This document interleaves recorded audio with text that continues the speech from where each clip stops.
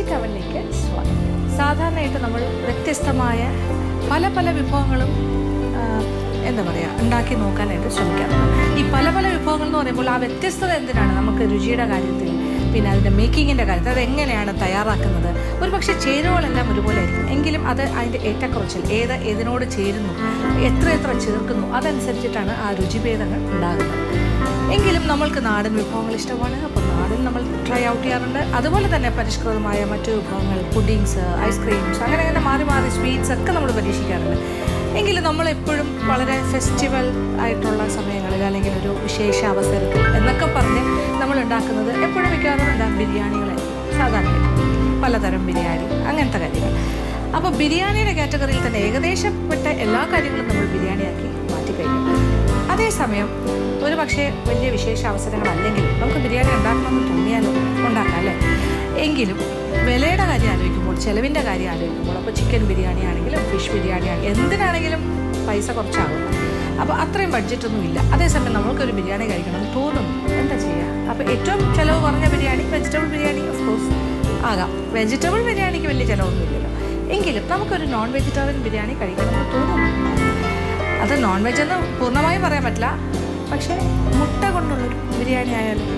അപ്പോൾ എഗ്സ്, അതായത് മുട്ട എന്ന് പറയുമ്പോൾ വെജിറ്റേറിയൻ മുട്ടയെന്ന് തന്നെ പറയേണ്ടി വരും. ഇപ്പോൾ വൈറ്റ് ലെഗ് കൊണ്ട് മുട്ടയാണെങ്കിൽ സാധാരണ എന്താ പറയുക, വെജിറ്റേറിയൻ മുട്ട എന്ന് പറയുന്നത്. എന്തായാലും മുട്ട കൊണ്ടൊരു ബിരിയാണി ഉണ്ടാക്കിയാൽ എങ്ങനെ ഇരിക്കും? അത് ബിരിയാണിയല്ല, പക്ഷേ മുട്ട കൊണ്ട് നമ്മളൊരു ചോറുണ്ടാക്കാൻ പോകണം. ഒരു മുട്ടച്ചോറ് എന്ന് പറയുമ്പോൾ ഇത് ഏത് തരം അരിയിലും നമുക്ക് തയ്യാറാക്കാം. ബസ്മതി റൈസിൽ വേണമെങ്കിലും ആകാം, അതല്ല എന്നുണ്ടെങ്കിൽ സാധാരണ നല്ല ഇനം വൈറ്റ് റൈസ്, അല്ലെങ്കിൽ നമ്മൾ ചോറ് വയ്ക്കുന്ന ഏതെങ്കിലും അരി, അങ്ങനത്തെ വേണമെങ്കിലും ആകാം. ഞാനിപ്പോൾ ഇവിടെ കൈമ എന്ന് പറയുന്ന അരിയിലാണ് തയ്യാറാക്കുന്നത്. കൈമ അരി നല്ല സ്വാദാണ്, ആ ചോറിന് തന്നെ ഒരു പ്രത്യേക രുചിയാണ്. അപ്പോൾ നോർത്ത് കേരളയിലൊക്കെ വളരെയധികം ഏറ്റവും കൂടുതൽ ഉപയോഗിക്കുന്ന, അല്ലെങ്കിൽ അവിടുത്തുകാർക്ക് ഏറ്റവും കൂടുതൽ ഇഷ്ടമുള്ള അരിയാണ് കൈമ.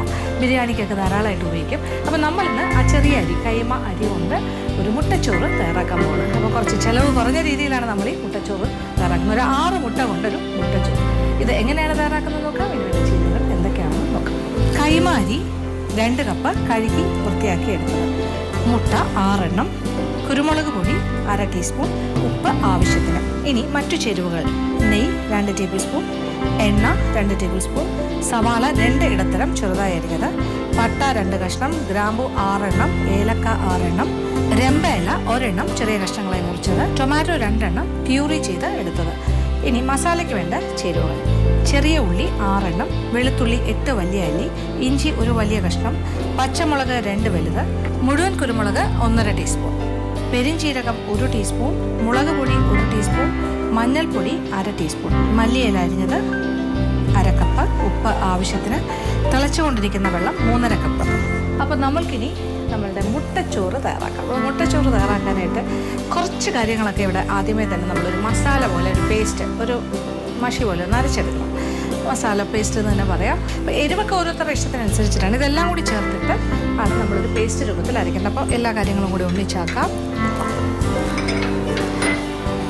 ചെറിയ ഉള്ളി ഒരു 5-6 എണ്ണം, വെളുത്തുള്ളി 7-8 കാര്യങ്ങൾ, പിന്നെ 2 പച്ചമുളക്, ഇഞ്ചി, കുരുമുളക് ഒരു 1/2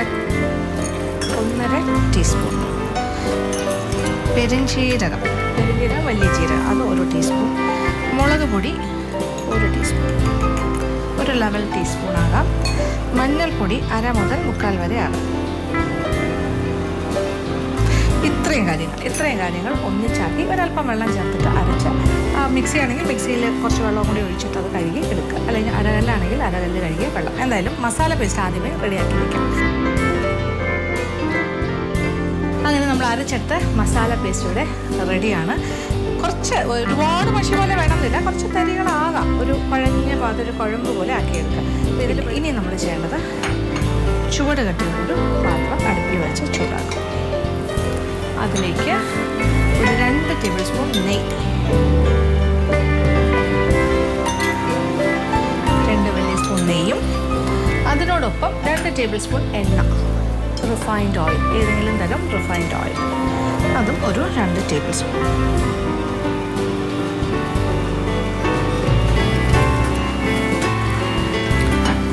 അപ്പോൾ എണ്ണ, നെയ്യ് ഇങ്ങനെയുള്ള കാര്യങ്ങളുടെ എല്ലാം അളവ് ഓരോരുത്തർ അപ്പോൾ ഇഷ്ടത്തിനനുസരിച്ചിട്ട് മാറ്റങ്ങളോടുകൂടി ചെയ്യാം. നെയ്യും എണ്ണയും കൂടി ചേർന്ന് ചൂടായിക്കൊണ്ടിരിക്കുന്നു. ഇപ്പോൾ 2 കഷ്ണം പട്ട,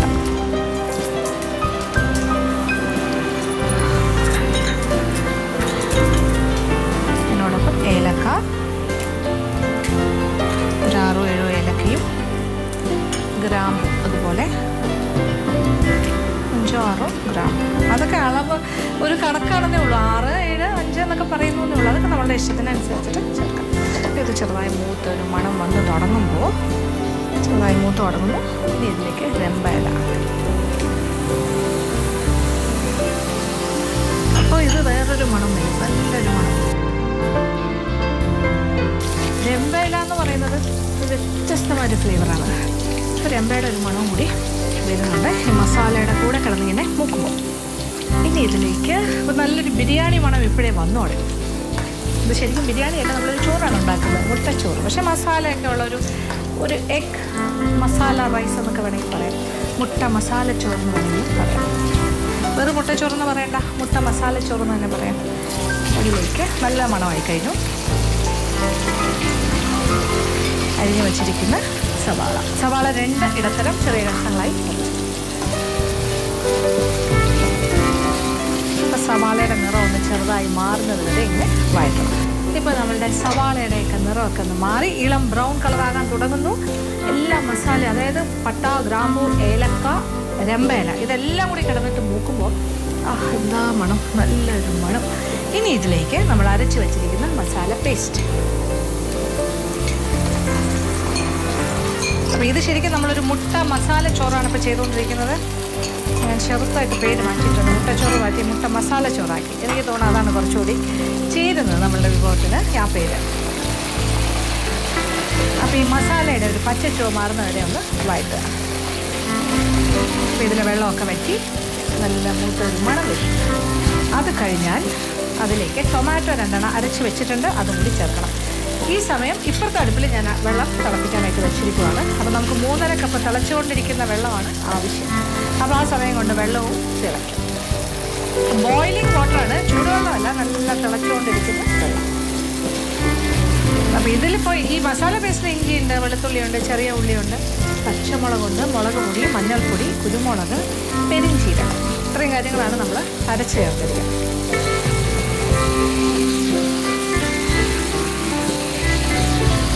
ഇപ്പം ടൊമാറ്റോയുടെയൊക്കെ പച്ചച്ചുവയൊക്കെ മാറി എണ്ണ തെളിയുന്ന ഒരു പാകമായിട്ട് ഇങ്ങനെ ഇങ്ങനെ തെളിഞ്ഞ് വരില്ല. എണ്ണാന്ന് വെച്ചാൽ എണ്ണയും നെയ്യും കൂടി ചേർന്ന കാര്യമാണ് നമ്മൾ ചേർത്തിരിക്കുന്നത്. രണ്ടിൻ്റെയും കൂടെ കോമ്പിനേഷൻ തെളിഞ്ഞ് വരും. അപ്പോൾ മസാല നല്ലതായിട്ട് പാകത്തിന് മൂത്തു. ഇനി ഇതിലേക്ക് നമ്മളുടെ കൈമാരി കണ്ടല്ലോ, ചെറിയ അരിയാണ്, നല്ല ഭംഗിയാണ്, ക്യൂട്ടാണ്. ഇത് നല്ല സ്വാദാണ്. ഇത് വെന്ത് കഴിഞ്ഞാൽ നല്ലൊരു മണവും രുചിയുമുള്ള അരിയാണ്. അപ്പോൾ കൈമാരി 2 കപ്പ് അളന്ന് ഞാൻ എടുക്കുന്ന കപ്പെന്ന് പറഞ്ഞാൽ 240 ml കപ്പാണ്. 2 കപ്സ് കഴുകി ഊറ്റി വെച്ചത്.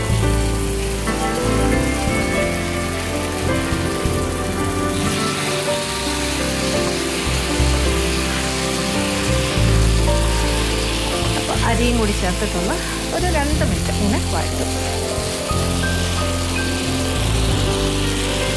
ഇത് മുട്ട മസാല ചോറാണ്. ഇപ്പോൾ മുട്ട എവിടെ പോയില്ലേ, മുട്ട അവസാനം വരുള്ളൂ.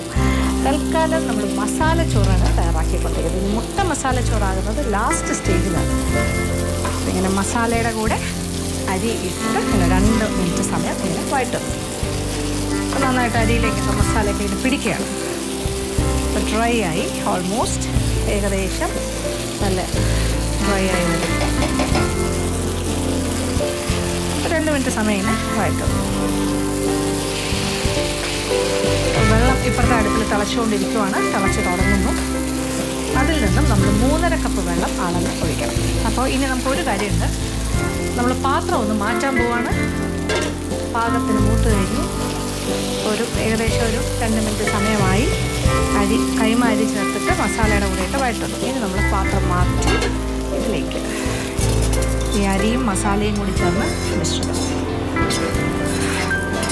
കാര്യം ഇത് വെന്ത് കഴിയുമ്പോൾ സൈസ് വലുതാവും, ഡബിൾ സൈസ് ആവില്ലേ ചോറ്, അന്നേരം ഇത് പോരാ. അതുകൊണ്ടാണ് ഈ വലിയ പാത്രത്തിലേക്ക് മാറ്റി. നമ്മുടെ സ്ഥിരം ബിരിയാണി പാത്രമാണ്, നോൺ സ്റ്റിക്കിൻ്റെ. വെള്ളം നന്നായിട്ട് തിളയ്ക്കുന്നു. തീ ഓഫ് ചെയ്തിട്ട് ഇതിലേക്ക്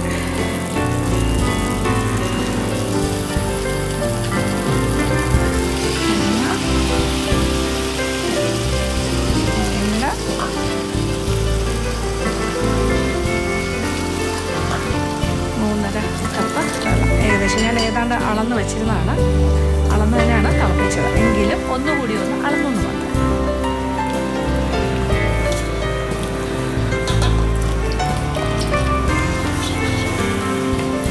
നന്നായിട്ട് ഇളക്കി കൊടുക്കുക. പിന്നെ ഇത് ചോറ് ഏകദേശം പകുതി വേഗമായി കഴിയുമ്പോൾ നമ്മൾ ആവശ്യത്തിനുള്ള ഉപ്പും കൂടി ചേർക്കണം. അപ്പോൾ ഇപ്പം നമ്മൾ ഉപ്പ് ചേർക്കുന്നില്ല, കുറച്ച് നേരം കഴിഞ്ഞിട്ട് ഉപ്പ് ചേർക്കാം. ഇനി ഒരു തിളയെ കൂടി വന്നു കഴിഞ്ഞിട്ട്, ഇപ്പോൾ തിളച്ചുകൊണ്ടിരിക്കുന്ന വെള്ളമാണ്, കൊണ്ട് പെട്ടെന്ന് തന്നെ തിള വരും. അത് കഴിഞ്ഞിട്ട് നമ്മൾ പാത്രം ഒന്ന് അടച്ചിടും. അപ്പോൾ നല്ലൊരു തിള വന്നു കഴിഞ്ഞു. ഇനി നമ്മൾ പാത്രം ഒന്ന് അടച്ചിടും. നന്നായിട്ട് അടച്ചിട്ട് ഇനി തീ ഒരൽപ്പം കുറച്ച് കൊടുക്കാം. അപ്പോൾ ഇനി ചെറിയ ഇടത്തരം തീയിലിരുന്ന് വേകണം. ചോറ് പാകത്തിന് നിന്ന് ഒരു പകുതി വേഗമാകുമ്പോൾ കുറച്ച് ഉപ്പും കൂടി ചേർക്കും. വീണ്ടും ഒന്ന് ഇളക്കി പാത്രം അടച്ചിടുന്നു. ഏതാണ്ടൊരു 3/4 വേഗമായി ഏകദേശമായി കഴിയുമ്പോൾ നമ്മൾ മുട്ടയുടെ കാര്യം ചേർക്കും. അന്നേരമാണത് മുട്ട മസാല ചോറായി മാറുന്നത്. ഇപ്പം നമ്മളുടെ മുട്ട മസാല ചോറ് ഏകദേശമായി കഴിഞ്ഞു. ഒരു പകുതി വേഗമായപ്പോൾ ഞാൻ ആവശ്യത്തിന് ഉപ്പ് ചേർത്ത് ഒന്ന് ഇളക്കി വീണ്ടും അടച്ചിട്ടു. അപ്പോൾ ഇപ്പോൾ ഏതാണ്ടൊരു ഏകദേശമായി എന്ന് തന്നെ പറയാം. വെള്ളമൊക്കെ ഏതാണ്ട് വറ്റി. ഇനി ഒന്ന് ഇളക്കി നോക്കാം. ഒരല്പം വെള്ളം മാത്രമേ ബാക്കിയുള്ളൂ.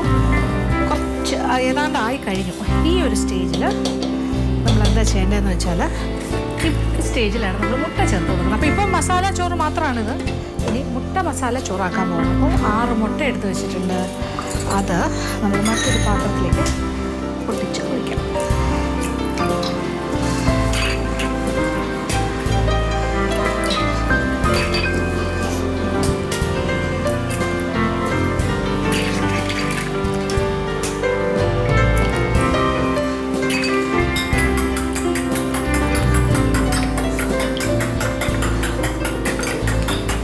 മുട്ട ചേർത്തിട്ട് 2 മുട്ടയും കൂടി ചേർക്കാനുണ്ട്. നമുക്ക് രണ്ടാമത് എടുക്കാം.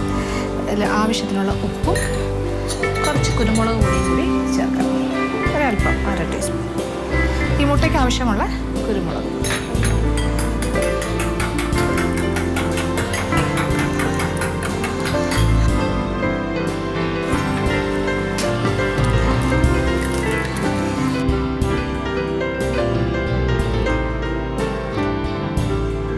നമ്മുടെ പാത്രം ഒന്ന് മാറ്റുകയാണ്. കുറച്ചുകൂടി വലിയൊരു പാത്രത്തിലേക്ക് നമ്മുടെ മുട്ട 6 മുട്ടയുടെ ക്വാണ്ടിറ്റി കുറച്ച് കൂടുതലായതുകൊണ്ട് ഞാൻ മാറ്റിയെടുക്കുന്നു.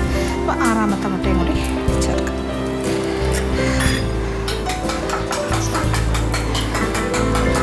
അപ്പോൾ മുട്ടയ്ക്ക് ആവശ്യമുള്ള ഉപ്പും കുരുമുളക് പൊടി അതും കൂടി ചേർത്തിട്ടുണ്ട്.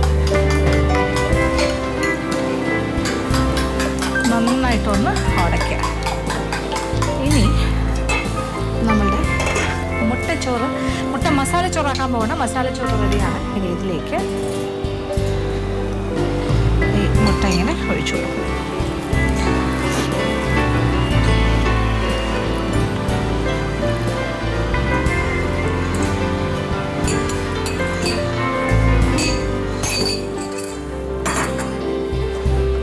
എല്ലാ ഭാഗത്തേക്കും താഴേക്കൊക്കെ പോയിക്കോട്ടെ. ഇപ്പം നമ്മൾ അധികം അനക്കുന്നില്ല, ചെറുതായി ഇങ്ങനെ ആക്കി വെക്കുന്നേ ഉള്ളൂ.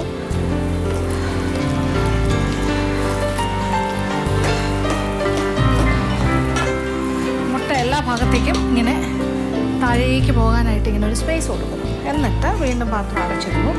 അപ്പോൾ മുട്ട ഒന്ന് ചെറുതായി സെറ്റായി തുടങ്ങണം. അപ്പോൾ സ്ക്രാമ്പിളിനെ നമ്മൾ ഇപ്പോൾ തന്നെ ഇളക്കി കഴിഞ്ഞാൽ പെട്ടെന്ന് അത് തീരെ പൊടിയായിരിക്കും. അപ്പോൾ ഇച്ചിരി ഒന്ന് സെറ്റായി തുടങ്ങിയിട്ട് നമ്മളൊന്ന് ഇളക്കി കൊടുക്കുമ്പോൾ ഒരു ചെറിയൊരു ഉടഞ്ഞ രീതിയിൽ സ്ക്രാമ്പിൾഡ് എഗ്ഗ് പോലെ ഈ ചോറിനോടൊപ്പം അതും കൂടി ചേർന്ന് ഇങ്ങനെ യോജിച്ച് കിട്ടും. അപ്പോൾ ഒരു 5 മിനിറ്റ് കൂടി ഇങ്ങനെ വെയിറ്റ് ചെയ്യാം. അതൊന്ന് സെറ്റാകട്ടെ. എന്നിട്ട് അടപ്പം മാറ്റിയിട്ട് നമുക്ക് ഇളക്കി തുടങ്ങാം. അപ്പോൾ ഇപ്പോൾ ഏകദേശം നമ്മൾ വീണ്ടും മുട്ട ഇങ്ങനെ ഒഴിച്ചിട്ട് കുറച്ച് നേരം ഒരു 5-6 മിനിറ്റ് സമയം ഒരു ഇടത്തരം തീയിൽ വെച്ചിരുന്നു.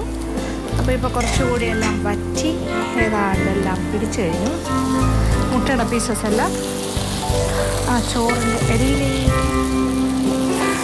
എല്ലാം കൂടി യോജിച്ച് കഴിഞ്ഞു.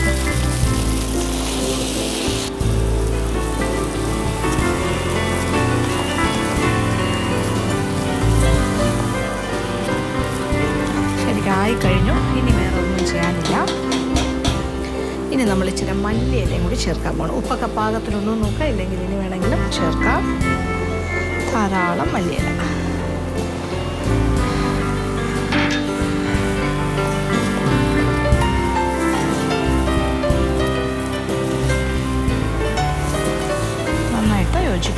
ഇതിങ്ങനെ കുഴഞ്ഞതുപോലെ ഇരിക്കുന്നത് ഇത് കുഴഞ്ഞതല്ല, ശരിക്കും ചോറിനെക്കാട്ടിൽ ആ മുട്ടയുടെ പീസസിൻ്റെ കൂടെ ഇങ്ങനെ യോജിച്ച് കിട്ടിയിരിക്കുന്നതാണ് കാണുന്നത്. ഇനി നമുക്ക് വേറെ ഒന്നും ചെയ്യാനില്ല. ഒരു 5 മിനിറ്റ് ഇങ്ങനെ തുറന്ന് തീ ഓഫ് ചെയ്തിട്ട് വയ്ക്കാം. അത് കഴിഞ്ഞാൽ അത് കറക്റ്റായിട്ട് സെറ്റാകും. എന്നിട്ട് നമ്മൾ വിളമ്പുന്ന പാത്രത്തിലേക്ക് അങ്ങനെ നമ്മളുടെ മുട്ട മസാല ചോറ് ഇവിടെ റെഡിയായി കഴിഞ്ഞു. ഞാൻ വിളമ്പ് പാത്രത്തിലേക്ക് മാറ്റാൻ പോവാണ്. ഇതൊരല്പസമയം കൂടി വെക്കാൻ പറ്റുകയാണെങ്കിൽ വെച്ചിട്ട് വിളമ്പ് പാത്രത്തിലേക്ക് മാറ്റിയാൽ കുറേ കൂടി സെറ്റായി കിട്ടും. എന്തായാലും വിളമ്പുന്ന പാത്രത്തിലേക്ക് സെറ്റായിക്കോളും, നമുക്ക് സമയമില്ലല്ലോ.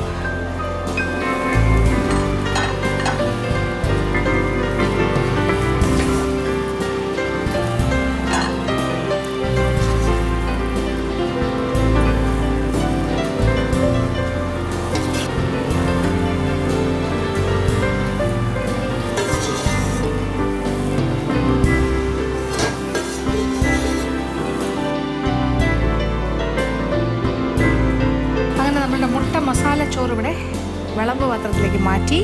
ഇനി മുകളിലായിട്ട് വീണ്ടും കുറച്ച് മല്ലിയില ഫ്രഷായിട്ട് നമുക്ക് ഇട്ട് കൊടുക്കാം. അത് വേറെ ഒരു ഭംഗിക്കാണ്, ഗ്രീൻ കോൺട്രാസ്റ്റ്. അങ്ങനെയാണ് നമ്മൾ അലങ്കരിക്കുന്നത്. പിന്നെ വേണമെങ്കിൽ ഇതിൻ്റെ ഏറ്റവും വെള്ളമായിട്ട് നമുക്കൊരു പുഴുങ്ങിയ മുട്ടയും കൂടി വെച്ച് അലങ്കരിക്കാം.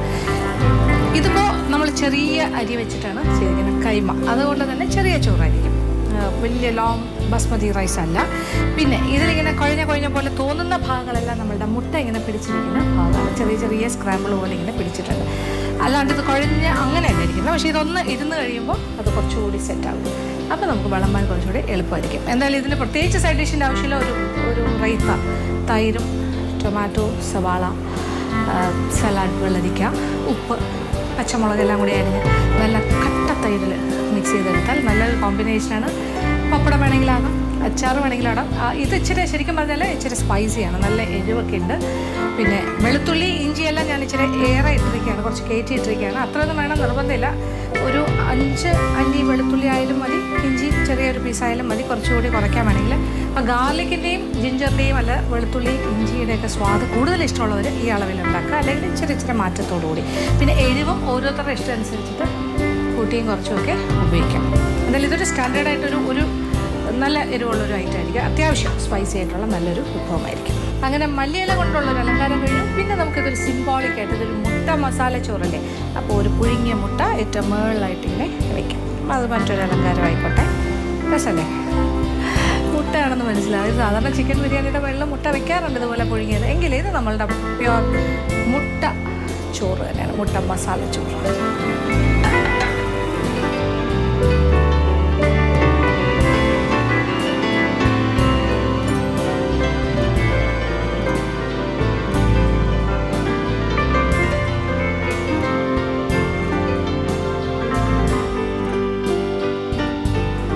ചിലവ് കുറഞ്ഞ രീതിയിലും നമ്മൾക്ക് നല്ല ഭക്ഷണം ഉണ്ടാക്കാമെന്ന് മനസ്സിലായല്ലോ. നമ്മളുടെ വീട്ടിൽ തന്നെ ഇപ്പോൾ നമ്മളുടെ വീട്ടിൽ എന്തായാലും മുട്ടയൊക്കെ വലിയ വിലയുള്ള കാര്യമല്ല, മിക്കവാറും എല്ലാ വീടുകളിലും കാണും. കൈമ അരി എന്ന് പറയുന്ന അരി ഇപ്പം നമ്മൾ 1 കിലോ പോലും ഉപയോഗിച്ചിട്ടില്ല. അതിൻ്റെ വിലയും കാൽക്കുലേറ്റ് ചെയ്യുമ്പോൾ അതിൽ നിന്ന് 2 കപ്പ് അരിയാണ് എടുത്തിരിക്കുന്നത്. ഈ അളവിൽ നിന്ന് ഏതാണ്ട് ഒരു 5 പേർക്കോളം, 4 മുതൽ 5 പേർക്ക് വരെ കഴിക്കാൻ ധാരാളം മതിയാകും. പിന്നെ എത്ര ചിലവ്, നമുക്ക് എല്ലാം കൂടി ചേർത്തൊരു ടോട്ടൽ കോസ്റ്റ് ചിലപ്പോൾ ഒരു പക്ഷേ 100 രൂപയാകുമായിരിക്കും ഒരു 5 പേർക്കുള്ള ഭക്ഷണം ഉണ്ടാക്കാൻ. അപ്പോൾ ഭയങ്കര ലാഭമല്ലേ, 20 രൂപയല്ലേ ആവുന്നുള്ളൂ പെർ ഹെഡ്. അപ്പോൾ നമുക്ക് മുട്ട വെറുതെ ചോറും മുട്ട ഓംലെറ്റ് കഴിക്കുന്നതിന് പകരം ഒരു വ്യത്യസ്തമായിട്ട് കുഞ്ഞുങ്ങൾക്ക് ഉണ്ടാക്കി കൊടുക്കാമല്ലോ. അപ്പോൾ അവർക്കൊരു ബിരിയാണി കഴിച്ചാൽ ഒരു സന്തോഷം ഉണ്ടാവും. കാര്യം അതേസമയം നമുക്ക് അത്രയും കാശ് മുടക്കി ഒരു ബിരിയാണി ഉണ്ടാക്കാൻ പറ്റില്ല എന്ന് വിചാരിച്ച് വിഷമിക്കേണ്ട ആവശ്യമില്ല. ഇതുപോലെയുള്ള എളുപ്പത്തിലുള്ള ബിരിയാണി പോലെയുള്ള ഇങ്ങനെയുള്ള മുട്ട മസാല ചോറൊക്കെ തയ്യാറാക്കുക. അപ്പോൾ ഇന്നത്തെ എപ്പിസോഡ് ഇവിടെ അവസാനിക്കുകയാണ്. എല്ലാവർക്കും ഇഷ്ടപ്പെട്ടാണെന്ന് വിചാരിക്കുന്നു. വീണ്ടും പുതിയ വിഭവങ്ങളുമായി മാജിക് അവറിലൂടെ